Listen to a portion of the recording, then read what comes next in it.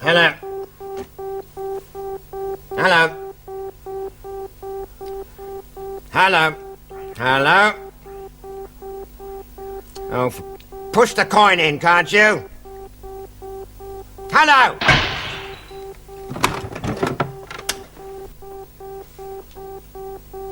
I don't know why we complain about flipping Russia and flipping China, mate. I mean, we got it all here, haven't we? Got what, Sammy? A police state, mate, that's what. You're walking down the street minding your own business, not harming a living soul, and suddenly, bingo, you get lumbered. Just like that, right out of the blue. Oh, here's poor old Sammy. Been a quiet day, nothing much happening. Let's lumber the poor old sod. Don't matter if you ain't doing nothing. All right, Sammy. All right? It ain't all right. And you ain't heard the last of this neither. Don't expect we have. Hey? Heard the last. Sarge, all I did was... What you didn't do is get yourself dragged behind the ears. Sarge, I resent that. Do you know him, do you? Yeah, it's Samuel George Cutler, known pickpocket, at least 18 previous convictions dating back to... personally. Of course not. He's a barrack room lawyer, son. A barrack room lawyer. He knows it all. Hey? Look, he's enjoying this. He's gonna love it. I don't understand, Sarge. You will. The charges. Sarge is a known pickpocket. He was obviously... The charges? Well, loitering with intent, acting suspiciously. He really is gonna love it. Watch.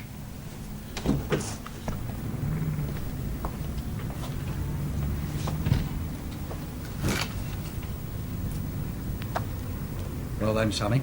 You done it this time. You really have done it, Sarge. I wasn't doing nothing. Not a blind thing. You had a good morning, didn't you? Last night. Eh? Dogs, White City. 89 quid. Yeah, 5 out of 6 forecast. Dual forecast. I got a nose for it, see? Receipts? A greyhound wins. Give over. The dollars, Sammy. Well, always had 'em, haven't I? I got 'em from a Yankee sailor. He had some birdie in tow, you know, and he wanted some English money. All he had was American dollars. Banks was closed. So I changed them for him. No law against that, is there? The wallet, Sammy. Yours, is it? No. Ah. I found it, didn't I? Yeah, you found it, all right, in someone's pocket in Phoenix Road where I picked him up by the bus queue, Sarge. Tell him, Sergeant. He don't work the streets, son. He's a specialist. Works the big railway stations. Waterloo, Charing Cross, Victoria. That's right, my modus operandi. Always has been. I mean, used to be. I mean, I don't do any more. I'm retired, don't I? I ain't dipped a pocket since I come out after my last whack of porridge. Yeah, well, Waterloo, Charing Cross, they're not far from where I picked him up. He could have just come from either of them. Could have, but didn't. No, I found that wallet lying on the pavement just before little boy Blue here picked me up. As a matter of fact, I was actually on my way to this police station to hand it in. Hey, you're slipping, Sammy. I mean, that must have come from your last dip. Eh? You didn't even have time to ditch the wallet, did you? You see, he works very quickly, son. Takes the cash out of the wallet and then sticks it in the nearest rubbish bin. Look, I found that wallet. And we'll find the rest, scattered around whichever railway station you happen to have been working. Now, you're lucky there's no identification in that one. Hang on. A cup of tea, Sammy. No, You can have a sugar bun with it. there's no use you trying to sweeten me like that, mate. No strings, Sammy. Constable Fleetwood's treating. Oh, all right then. Don't keep me hanging about much longer, mate, because I know the law, see? All right, Sammy. Right. And I found that wallet. Yeah. Yeah, like Ellie did. Well, you try telling a magistrate different. With his record. You think the station officer would accept the charge? I don't see why I should get away with it. Can only a list. It's £4 and sundry items. Yeah, there's 89 quid's worth of other people's money there, Sarge. Now, you know it, and I know it, and Sammy knows we can't prove it. There's a number here, Sarge. Well, what about it? Well, it's got 7 figures. It could be a telephone number at 246 5442. Could be a bank balance. Yeah, well, I know it's only a guess, but isn't it worth a try? Well, even if it is a phone number, it's not going to be the owner's, is it? No, somebody knows, though. All right. So you dial the number, and you ask the voice at the other end, "Excuse me, do you happen to know anybody who might have had his pocket picked recently?" There. All right. Just for you, Fleetwood.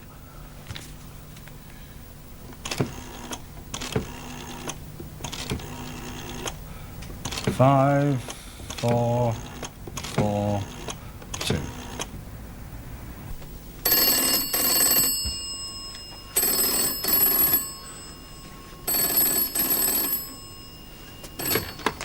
Hello.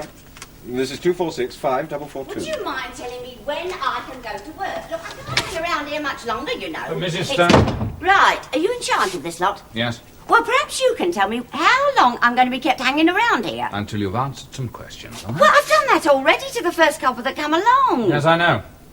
But I'm the investigating officer. I'd like you to tell me Tell you what? everything you know about this. Well, that's easy. Nothing. Now, look, Mrs. Stone, this is a very serious crime. It's a case of murder. Well, nothing that signifies, Let then. me be the judge of what's significant. You just give me the facts. The fact is, Mr. Radkin got himself shot. Now, don't ask me who did it or why, because I don't know. All right. Let's start from the beginning, shall we? How did you come to find it? I didn't. Well, not literally, Now, perhaps. look, you wouldn't want me to tell you a lie now, would you? You knew or suspected that something was wrong, so you phoned the police. Wrong. I phoned the fire brigade. Initially, yes. Now, why did you do that? Haven't they told you? Never mind what anybody else has told me. I want you to tell me. Well, it's obvious, isn't it? I was afraid the house might get burned down. What made you think that might happen? I didn't think. I knew it might. And I was right, too. All right. Then tell me what happened. Well, I heard the postman come, so I popped down to see if there was any letters for me. Just a minute. And You say you popped downstairs. Now, does that mean to say you live here, in this house, with Mr. Radkin? live with him? You've got a nerve. What do you take me as for? a housekeeper, perhaps. Do I look like a housekeeper? Oh, well, come to think of it, I suppose I might. I mean, they come in all shapes and sizes, don't they? Well, I'm not. I'm a businesswoman. And as far as Mr. Radkin's concerned, I'm just his tenant. Well, I was his tenant. I don't know whose tenant I am now. No, you'll find that out in due course. Meanwhile, you have a flat upstairs. Well, you can call it that if you like. It's a couple of rooms, kitchenette and a mini bath. It's a dump. All right. You have a dump upstairs. You heard the postman come. You came down to see if there were any letters for you. And what time was that? Oh, about 9:15, give or take 5 minutes. And then? Then I heard it. Heard what? His kettle. You heard his kettle. Whistling. It went on and on. So I knocked on his door, and he didn't answer. Well, he couldn't, could he? But I mean, I wasn't to know that then. So I tried the handle, and it was locked. And I said to myself, well, here's a nice kettle of fish, I said. He's gone out, he's left the light on under the kettle. If we're not careful, we shall have the house burned down. So I went upstairs to phone. Oh, you have your own separate line up there, do you? Yes, I do. I need it for my business. I'm in the rag trade, you know. Well, on the fringes of the rag trade, let's say. So, you went up to your dump and you dialed 999. Oh, you're quick, you are. 999. Fire service I asked for. And I must say, credit where credit is due. They were here within 5 minutes. Anyway, one of them broke the window round the back, got in, turned the gas off under the kettle, then he come through here, unlocked this door, and then he came out and he said we'd all have to wait until the police got here. Oh? Me and the other fireman. Ah, yes, of course, yes. Right, have you finished with me now? No, not yet. Now, in the half hour before you heard the postman, did you see or hear anything suspicious? Well, how could I? I was upstairs, wasn't I? Well, you might have looked out of your window. Well, I might have, but I didn't, because I was round the back, up in the kitchenette. I mean, I was getting breakfast, washing up, all And you that. didn't hear anything either. I mean, nothing that could have been a shock, for instance. I had the wireless on. Pity. All right. Tell me everything you know about William Radkin. Nothing. Now, look, Mrs. Stone, that won't do. I mean, you lived here, didn't you? Look, I was only his tenant. All right, if you insist. How long had you been his tenant? Only 3 weeks, that's all. And that's 3 weeks too long, believe you me. Ah, you didn't care for him as a landlord. Oh, you can say that again twice. He couldn't care less as long as he got his fancy rent. Why'd you take the rooms then? Look, they're not 2 a penny, are they? I got turned out of me last dump, didn't I? What do you think I'm going to do? Kip down under the arches? All right, you'd been a tenant here for 3 weeks. You must have learned something about your landlord. Was he married, for instance? I haven't a clue. Well, let's put it this way. Did he live here with anyone, or was he alone? Search me? Not very observant, are you? Look, I keep myself to myself. Governor, if you've finished. Oh, right, can I go now? No, you can't. I've still got some more questions, and then I need it all in writing. Go up to your dump and wait. Oh, no! Oh, yes! Oh, hell. That phone call, you're not going to believe this. After that witness, I'll believe anything. And that wasn't the only case. There was another time. Bow Street, 1958, I think it was. No, 59. Don't matter. Anyway, I conducted my own defence, I did. Wore my best suit. Looked like a lawyer. Anyway, the beak, you see, he was trying to make out these banknotes could be traced. It was found on me about my person when they picked me up. As I said, he tried to make out it could be traced. So I stood up in court and I said, but, Your Honour, I said, but a banknote does not have any name or address on it. And a pound note cannot talk, can it? Well, it did it, didn't it? I clinched it. Didn't have a leg to stand on after that. I got a public apology from the bench for that one. About time, too. Hang on. What about me, then? Hold him. Hold me? What for? What's the charge? I ain't been booked yet. I want to see somebody in authority. Blimey, you look as if you don't know what day it is. You do. Here, cop hold of that. I'll have another cup of tea. Any more of them sugar buns going? I'll have a couple of them as well. Right? I know the law, I do. Where did you pick him up? Phoenix Road, sir, Vauxhall. What time? About 9:35 this morning, sir. And he says he found it. He says. He is a known pickpocket, sir. Record as long as your arm. So at 8:30, William Radkin is killed here. An hour later, this turns up in Vauxhall. Well, they do happen. Hmm? Coincidences. We need a lucky break sometime. You're sure there was nothing else in here? No identification of any kind? Nothing whatsoever, sir. You're still holding Cutler? Oh, yes, sir. Right, I'll want to see him later. Right, that's all, thank you. Sir. What's that? Found in his wardrobe. He has got a wife, then. I don't think so. There were no other women's clothes there, just this and some bits and pieces. Scent, makeup. Well, even if Madam upstairs wants to keep herself to herself, someone will know who she is. Neighbours. Get the house-to-house team on it. Right. Oh, the ballistic officer would like a word. Yeah. Mr. Lester. Oh. Sit down, please.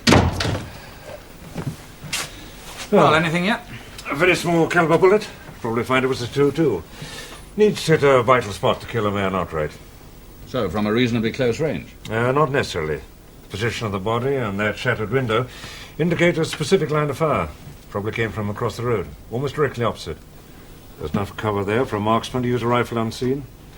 It's a bit of waste ground beside a telephone box, about 18-20 yards away. With a telescopic sight? I doubt if our man had used a scope. Not accurate enough. What? Telescopic sight not accurate? Well, to use the scope properly, you've got to sight it in, especially on a cold rifle. Those fellas you see in films who assemble a breakdown rifle on scope and then drill someone straight through the heart seldom works in reality. You need 3 or 4 aiming shots and have to make adjustments each time until you could group with some accuracy. And what did he use then? My guess is a target rifle. A very good one. And he must have already zeroed it into the required range. Meticulous fellow. That phone box. Just across the road. You can see it from here. Yeah. He must have phoned this house from that box. And when Radkin came in to answer the phone... He presents a perfect target. Yeah, bang in the middle of the window. He must have known the layout of this place. He must also have known that Radkin was always here at 8:30 in the morning. A professional. Must be. Yeah. Well, we better get this stuff over to the lab. Oh, and I'll want photo blow-ups of that, all right? Right. Excuse me. Yeah? Let's see there. That was in the wallet, was it? Yeah. It's a foresight element from a small-bore competition target rifle. Sort of rifle I've just been talking about. Look, I keep telling you, I found that You're wallet. beginning to sound like a broken record, You're not Sammy. going to make me change my story, Look, I mate. want the truth. You're getting it. Now, you picked that wallet. I want to know where, exactly where. Was it Waterloo Main Line or the tube station nearby? Where? And the man you stole it from, what did he look like? What was he doing when you dipped him? Was he a commuter? Tall, short? Now, come on, Sammy. Blimey, don't you get excited? Look, I found that wallet lying on the pavement in Phoenix Road. Sergeant. CRO are checking on the murdered man. So C11 and registry. Find out what they've got. Go around and collect it for me, will you? Well, I could phone Now, from just here. collect it, eh?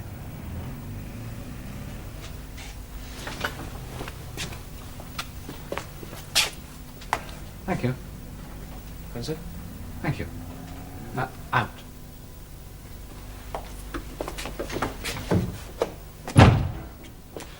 It's quite right what they say, isn't it, Sam? Yeah? Older you get, the younger the coppers look. Blimey, you're right. That one looks to be aping out a nappy's load.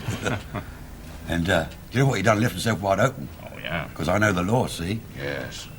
And I know they don't call Scotland Yard in for a tuppenny halfpenny caper like this.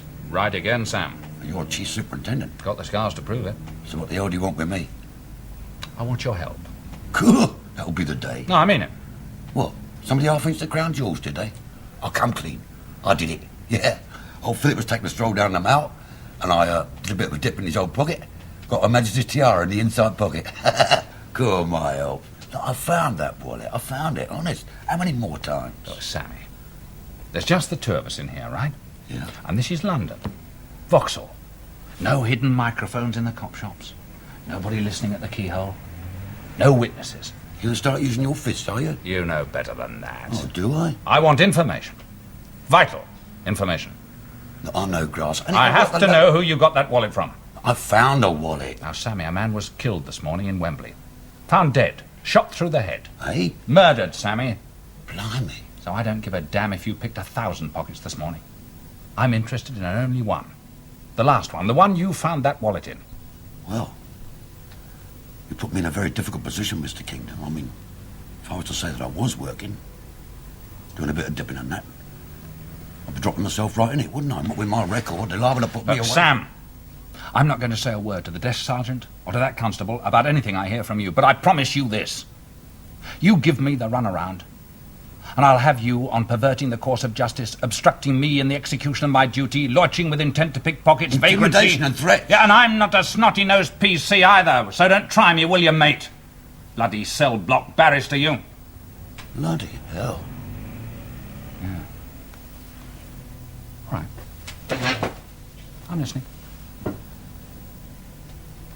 Well, between you and me and the gatepost, Mr. Kingdom, I was working.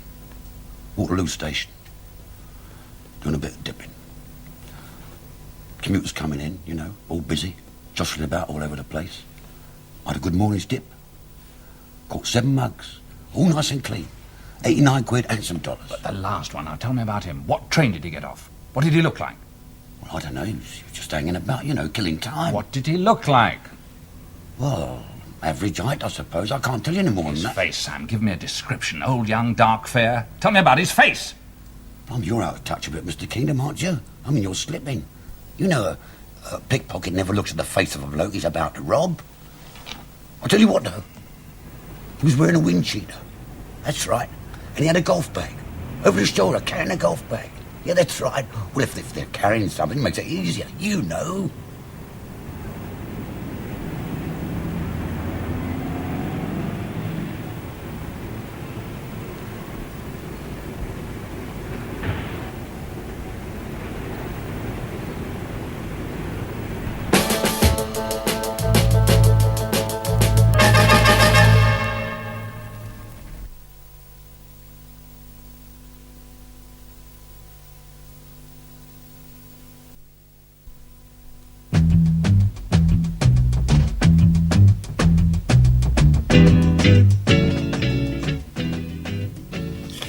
Yes, bullet from a .22 target rifle. And you could match it to a particular weapon? All you've got to do is to find the rifle. Thank you. Now, I'd like you to have a look at this.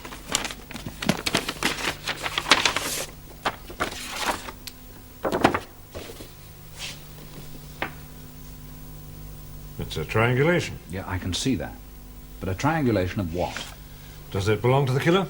Possibly. Well, we know he was an expert rifleman. Could have something to do with working out a range. But not from his vantage point across the road to Radkin's front window. No, the distances are different. This is a slightly longer range, 32 yards. Presuming that the longer side of the triangle was the range he was working out. He knows the length of 2 sides in feet. From that he's worked out the length of the third, again in feet. And then he's converted it to yours, giving him a range. He wouldn't have to work out a triangulation for the range to Radkin's window. All he'd have to do is to pace it out. It's another target, then. Oh, this is all guesswork. He's going to hit again, and he's worked out the details. You don't even know for sure that scrap of paper belongs to the killer.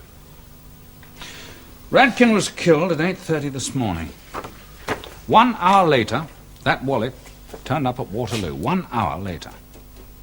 That's about how long it would take at that time of day to get from Wembley to Waterloo. He'd come straight from the scene.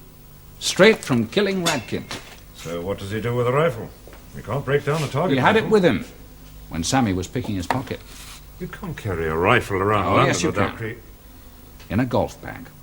The only thing that Sammy remembers about his victim is that he was carrying a golf bag.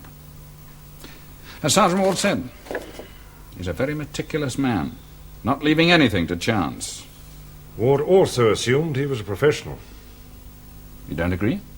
I don't think so. Why? A professional killer, a hired gunman, wouldn't use a target rifle. I've been in ballistics a good many years, and I know the pattern. A shotgun, a pistol, even a carbine. But a target rifle, with all that paraphernalia, awkward peep sight, sling, and they're all single-shot weapons. On top of that, they're heavy, cumbersome. So, it's an ordinary citizen, wandering around the streets somewhere with a target rifle, waiting to use it again.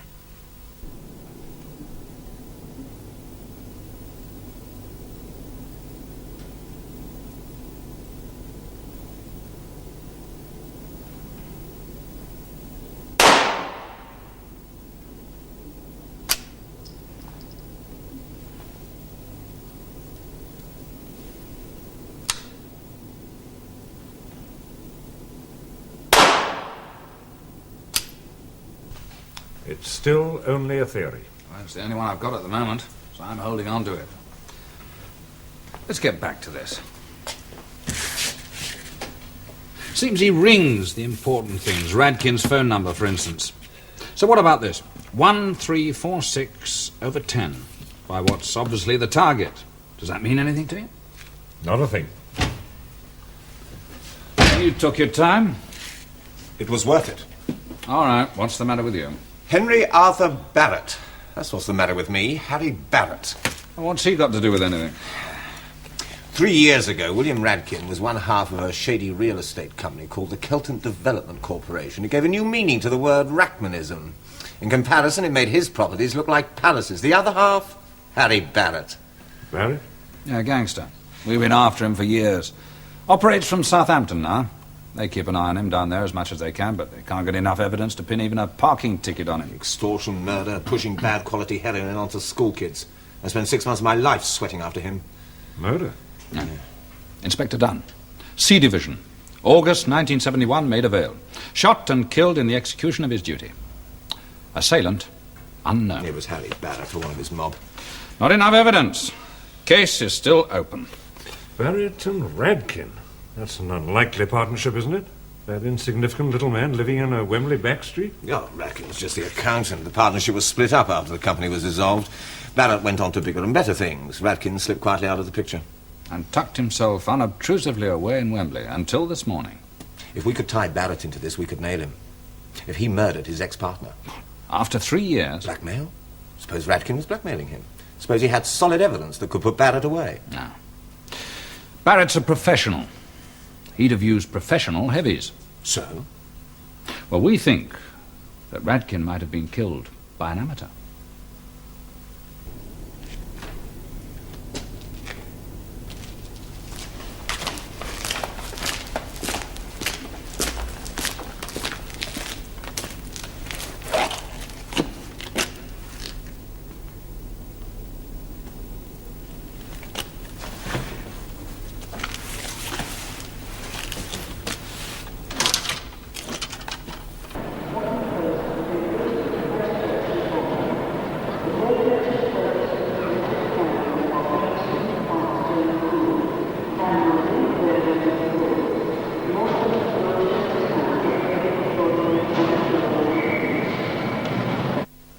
As I explained to Chief Superintendent Kingdom, I said that was how it might have been done. Not how it was done. I mean, he asked me for my professional opinion, and I was only too pleased to give him all the help that I could. Don't tell me that, Sam. You told him exactly how you did it. You told him exactly where you did it. As far as I'm concerned, that's as good as a signed confession. Listen, any conversation I had with the chief superintendent was held in the strictest confidence. So can I go now? Go? Yeah. You can wait. In there. Not too long, though. Racing to White City tonight. Oh, by the way, I'll do another cup of tea. That young constable, he knows how I like it. Any more of them sugar buns going, I wouldn't mind a couple of them. All right.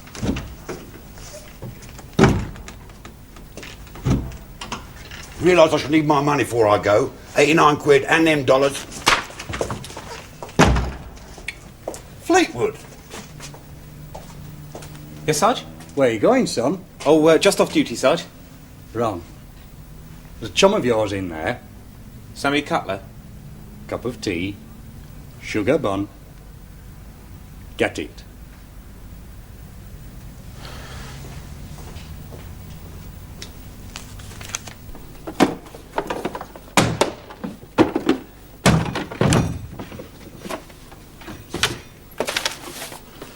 Found anything yet? Well, what are we looking for? Well, there might be something here. The place has been turned over already. Something that was missed. Like what? Something to tie in with Harry Barrett. Well, we don't need any evidence for that. We know there's a connection between the two. They were partners, weren't they? Yeah, 3 years ago. There's no evidence of any contact between them since then. Well, pick up Harry Barrett. For what? Well, for questioning to start with. And when you've got him in, let me have a go at him. Oh, for heaven's sake, No, grow no, up. this man killed a copper. I knew him. I knew Mike Dunn, knew him well. We came up together. I liked him. And his wife and kids. And you've got it in for the bloke who shot him, Yeah. who is supposed to have shot him. Yeah, I was with Mike just an hour before he went to Maida Vale. I had to make the widow's call. I had to watch her break down. All right. I know. I've had to do the same thing myself. But if you want to pull in Harry Barrett on this one, keep looking. Got anything from Southampton Crime Squad? No, nothing specific. Just background information. Barrett never makes a move without a pair of bodyguards. Sticks to a regular schedule. Very clever and very careful. Does he come up to London? Yeah. Every Saturday. Goes back again on Sunday evenings. They think he brings a payroll up with him. Got people working for him here. Contacts, pushers. Every Saturday? Yeah. Takes no chances. Uses the train. So he's got enemies outside the law, too. Obviously. Maybe they'll catch up with him one day. Save us a job. That's right. Because it doesn't look as if we're ever going to pin anything on Barrett. Not at the rate you're going. You saying there's going to be another killing? I'm not certain. But I think so. Yeah? There's a woman outside, walks up with a key in her hand, as if she lived here. I thought you'd want to see her. Yeah, thank you. Sure. Would you come in, please? What's going on then? We're police officers. I can see that. Who are you? Beg your pardon. Your name, please. Joyce Ross. Mrs. Joyce Ross. What's going on? Where's Bill? You're a friend of his? Yes. You live here, Mrs. Ross? Well, Do you? sometimes. Oh, God, something's happened, hasn't it? Something's happened to Bill. You weren't here this morning, then? No, I've told you. I've been staying with my sister in Reigate. You've only got to pick up the phone, ask her. Nobody's doubting your word, Mrs. Ross. Who did it? Who did it? When did you first meet William Radkin? Oh, I don't know, years ago. When? 4, 5 years ago. I went to work for him and Harry Barrett. Ah, yes, the Kelton Development Corporation. Yes, I was their secretary. And after that? Bill and I came to an arrangement. I'm a widow. Yes, tell me about the Kelton Development Corporation. The newspapers told everything there was to know about it. You've only got to read what they said 3 years ago. Boy, they really made the mud stick. Not without cause. The company bought up rat-infested, condemned slums, let them out at extortionate rates for people to live in. That was Barrett. Bill never approved of it. He always said it was wrong. Anyway, he was only the accountant. Barrett was the brains. And after the fire, it was Bill who dissolved the partnership. Said he didn't want anything more to do with it. Said it was a rotten business. What fire? East End, just off the Kelton High Road, wasn't it? Yes, house went up in flames. Woman and her child were burnt to death. Bill was upset about that for weeks after. Oh, poor Bill. It was an accident. I bet the place was a fire trap. Well, the company was criticised, but no real blame was attached. Then Bill went to live in Wembley and tried to forget about it. Never put a foot wrong since then, just led a quiet life and kept himself to himself. I never got in touch with Barrett again. Wouldn't even mention his name. Must be very tired, Mrs. Ross. The officer will show you where you can get a cup of tea. I may want to talk to you later on, but in the meantime, please.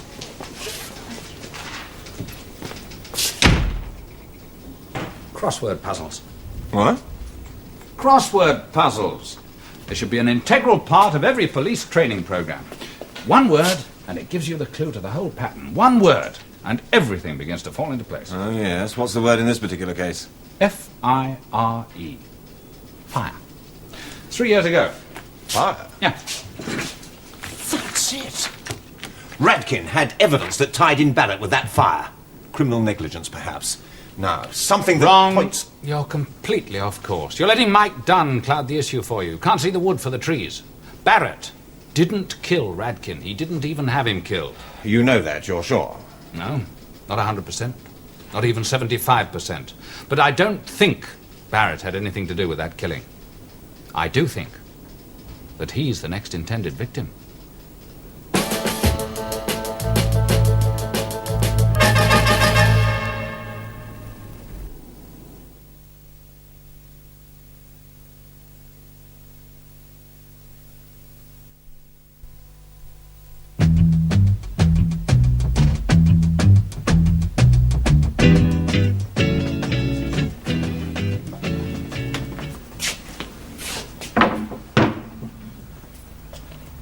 Oh, Sergeant. Sir? I'm sorry to barge in on you like this. I expect you're wondering what it's all about. Oh, a horrible suspicion has something to do with Sammy Cutler, sir. Well, you might say that he started the ball rolling. He would, sir. We're mounting an operation from here later in the day, all right? Oh, come in, gentlemen. Thank you. Ah, Mr. Lester, I'm glad you could come. He said it was urgent. I think it is. Now, how much of the background do you know? Not much. Barrett, Development Corporation, fire. 2 fires, actually. Both of them attributed to defective wiring. Now, in the first one, it was discovered pretty quickly. Little damage was done, except, of course, Barrett's other tenants began to scream a bit. Then came the second fire, and in this one, a woman and a child were burnt to death. Name of Onslow, Mrs. Juliet Onslow. Her husband was at work when it happened. The place went up like a tinderbox. No hope of getting anyone out alive. When the husband got back, he went berserk, then collapsed in a state of shock. He went to a mental hospital. They kept him there for nearly 2 years. His name was George Onslow. We've checked his background. Or at least I've checked his background. In case anyone's interested, I haven't been to bed yet. We're not interested. Now, according to a psychiatrist, Onslow's one consuming interest is shooting. In fact, at one time he was the Southern County's small-bore target shooting champion. Yes, after his discharge from hospital, he rejoined the Kelton Rifle Club. They've got an indoor range at Kelton Close. Yes, they'd been holding his rifle for him. Well, he's no criminal record. No reason at all why he shouldn't have a licensed .22 target rifle. So he shot Radkin, believing that he and Barrett were responsible for his wife and child's death. Morally, they were. All right. I think you've got a good case. If you can find Onslow and his rifle. What do you want from me? I believe he's planning the same treatment for Barrett. I want you to tell me where. I'm a ballistics officer, not a crystal gazer. I think it's all there.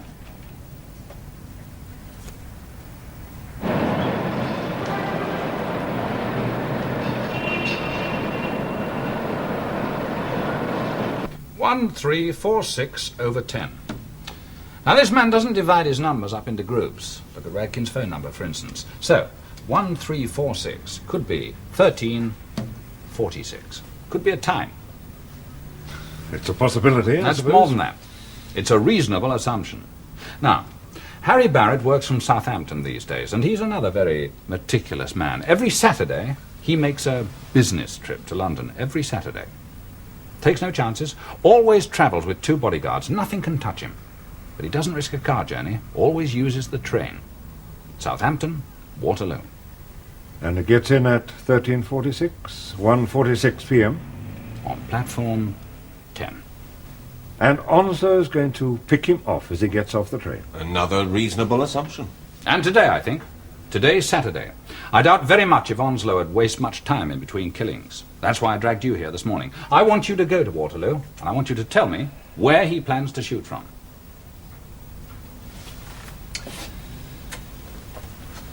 On vantage point, shooting downwards from a height of 32 feet. But at what point? Where exactly does he intend to shoot Barrett? As he steps off the train, at the ticket barrier? That's what I want you to find out.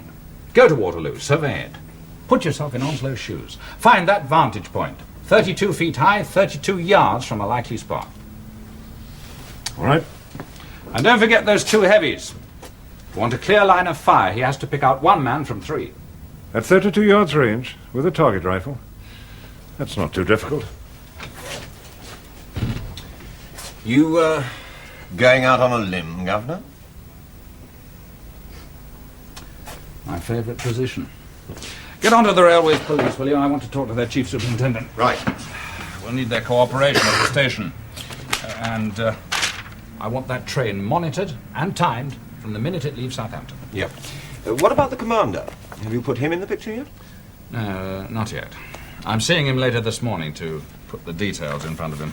That's comforting. Just get on with it, eh? Yeah, I'm waiting for a call from Southampton Crime Squad. We do want to make sure that Barrett gets on that train, don't we? That's right. If ifs and ands. What? Well, I was just thinking. Suppose that young copper hadn't picked up Sammy Cutler.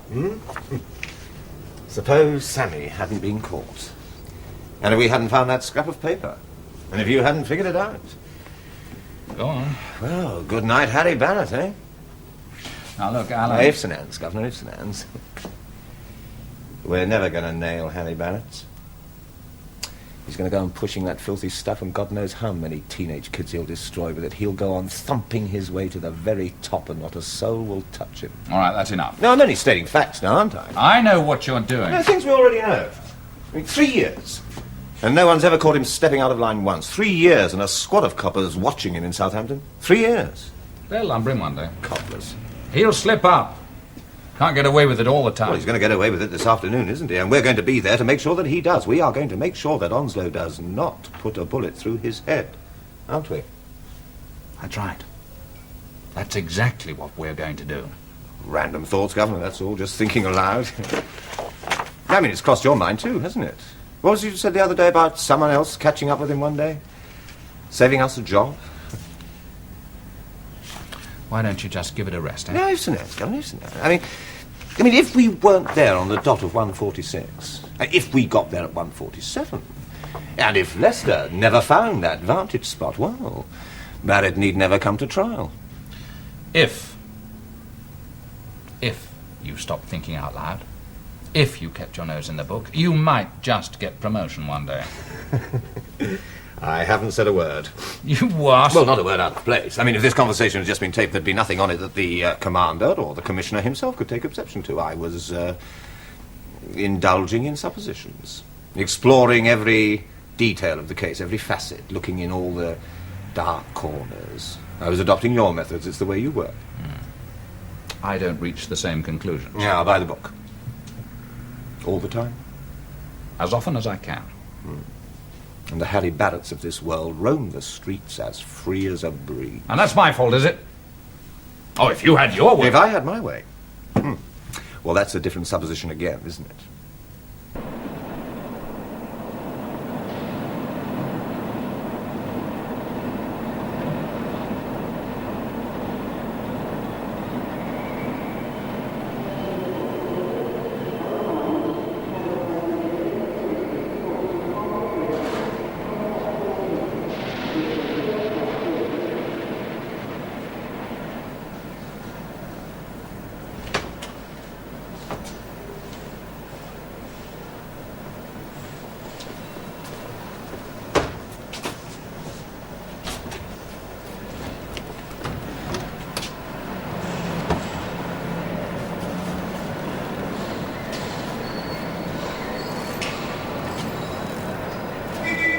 And finally, when we do move in, it must be quickly and unobtrusively. I want no mistakes. I want no accidents. All right? Now, any questions? Yes, sir. Yes. Wouldn't it be safer if we stopped Barrett getting on that train at all? Safer for Barrett, perhaps. But we might lose our man. Ah, but surely Onslow wouldn't know whether he was on the train or not. Possibly. But on the other hand, he just might. Now, he's a very meticulous fellow. He's gone to a lot of trouble to find out the habits and the movements of his victims. Which means he probably has an accomplice. Somebody he's paying or somebody else with a grudge against Barrett. Now, in that case, I'm not saying it would happen, but it could happen. That if Barrett didn't get on that train, Onslow would get word. Wouldn't turn up at the station at all. All right? Yes, sir, I can see that. But in that case, why wait? You mean why not pick him up as soon as he arrives on the station? Yes, sir. Well, for one reason. He's not going to be as easy to spot as all that. We've no photograph, no precise description. Ah, but he'll be carrying a golf bag. Well, you're suggesting we pick up every man carrying a golf bag on a fine afternoon at Waterloo Station, eh? Anyway, as I've said before, whatever his mental state, he's very clever and very careful. He may have found some other way of hiding the rifle. Anyway, Waterloo is a very large area. It would be almost impossible to cover it completely, and if we move too soon, we might lose him. Permanently. All right? Yes, sir. Sergeant Ward. Yep. Lester. Yes, Mr. Lester. Good. Yeah? Yes? Yeah, I'm with you. Yeah, and you think that's it? Yes, well, how certain are you?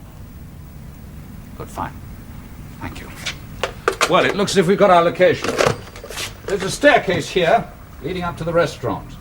Now, just beside the restaurant is a small storage room with a window overlooking the concourse. The line of sight is 32 yards to the barrier of number 10 platform. Lester thinks that's the most likely spot. Good. So, now we've got a focal point for our operation. All right, the I'll local beatmen are already on the scene. That was Southampton. Barrett and 2 other men got on that train. It left on time.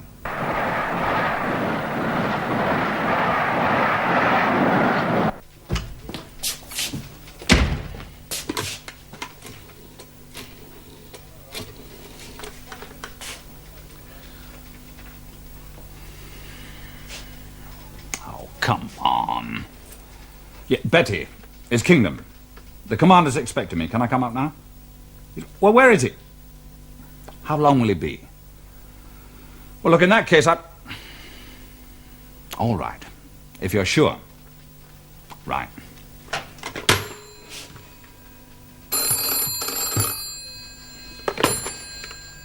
Kingdom. Hello, Governor. Allen here. Yes, what is it? We just heard from the railway police. Our train has passed through Shawford. It's running a minute and a half ahead of time. Oh, hell, that's all I need. Is the commander happy? I haven't seen him yet. He's with the assistant commissioner now. I'm seeing him in 5 minutes. Oh, well, if by any chance you don't make it in time... I'll be there.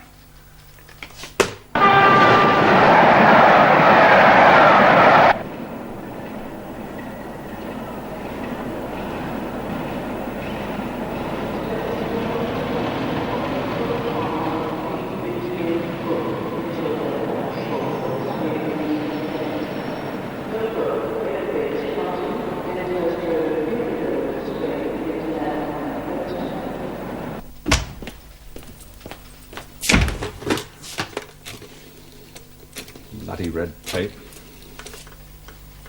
It's Kingdom. I want a car, please, and hurry. Yeah, and get in touch with Sergeant Ward at Vauxhall. Tell him I'm on my way. Right.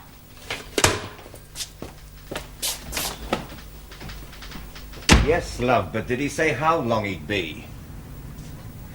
All right, it's just that I don't want him to miss any of the fun. Okay. That really would be too bad. 112.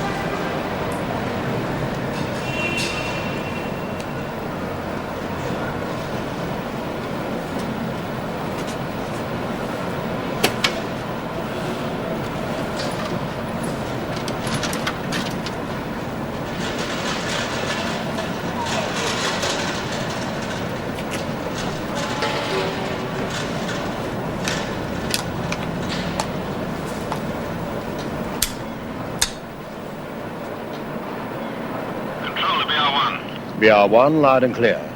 I'm held up. Puncture. Waiting for another car. Tell Ward to carry on. He knows what to do. He's not here yet. Well, I thought he was cutting it rather fine myself.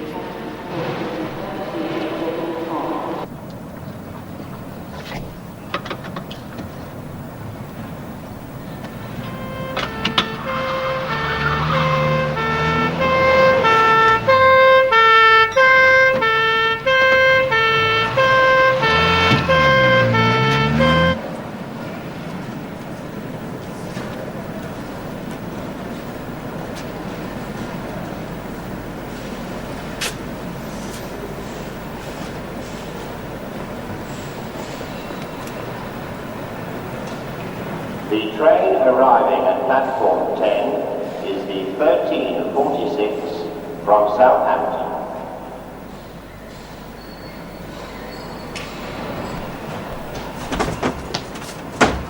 I bet David Emery's worried about you, Governor.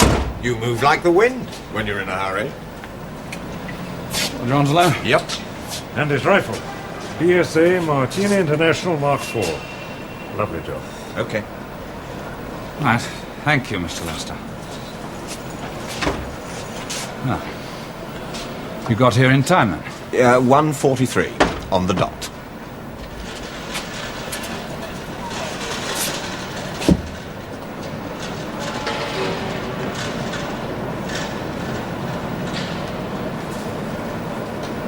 Harry Barrett.